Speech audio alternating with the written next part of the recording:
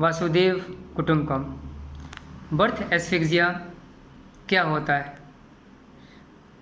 Birth asphyxia जैसा नाम से ही क्लियर है, बर्थ का मतलब बच्चे का जन्म होना और एस्फिक्सिया का मतलब lack of oxygen supply and blood to the brain, मतलब ऑक्सीजन सप्लाई का कम हो जाना ब्रेन के अंदर और ब्लड सप्लाई का भी कम हो जाना ब्रेन के अंदर। मतलब जब बच्चा जन्म होता है तो उसके ब्रेन में पर्याप्त ऑक्सीजन और ब्लड सप्लाई पूरा अच्छे तरीके से नहीं मिलता। जब बच्चा माँ के पेट के अंदर होता है तो उसको जो ऑक्सीजन मिलना चाहिए, उसको जो ब्लड सप्लाई मिलना चाहिए और जो न्यूट्रिशन मिलना चाहिए, वो सब कुछ मिलता है माँ से बच्चे को अम्बिलिकल कॉर्ड के माध्यम से, और बच्चे का डेवलपमेंट होता रहता है।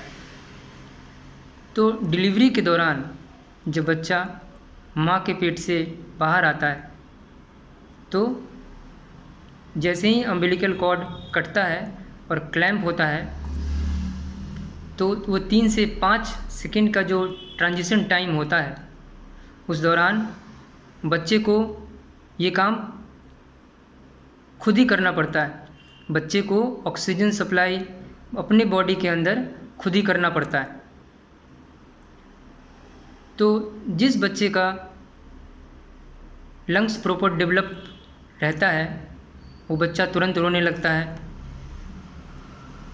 और उसके पूरे बॉडी में ऑक्सीजन सप्लाई अच्छा होता है और ब्रेन के अंदर में भी ऑक्सीजन सप्लाई पूरा मिलता है। जो बच्चा जन्म होने के इमीडिएटली बाद रोने लगता है। लेकिन कुछ बच्चे जो हैं वो जन्म होने के बाद नहीं रोते।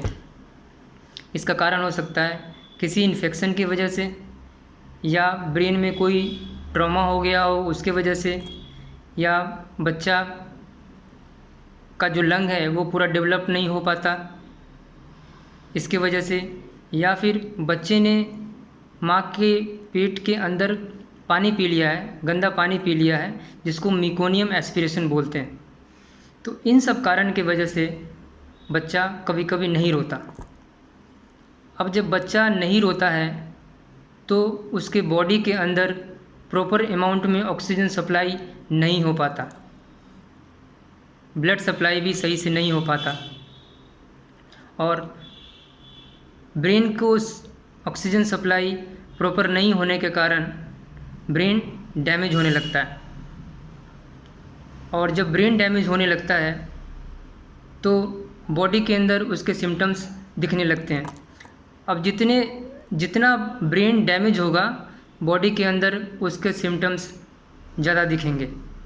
जितना ज़्यादा ऑक्सीजन सप्लाई ब्रेन को मिलने में समय लग जाएगा उतना ज़्यादा ब्रेन डैमेज होने लगता है।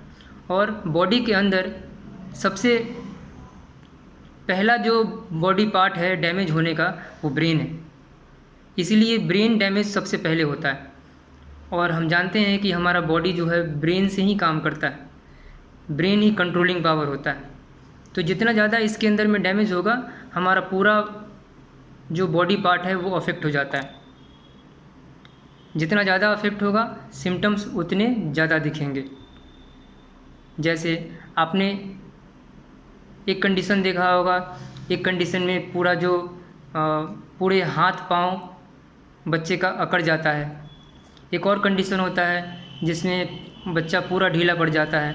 जब आप बच्चे को गोद में लोगे तो ऐसा लगेगा कि बच्चे के अंदर जान ही नहीं है, उसको हाइपोटोनिया बोलते हैं।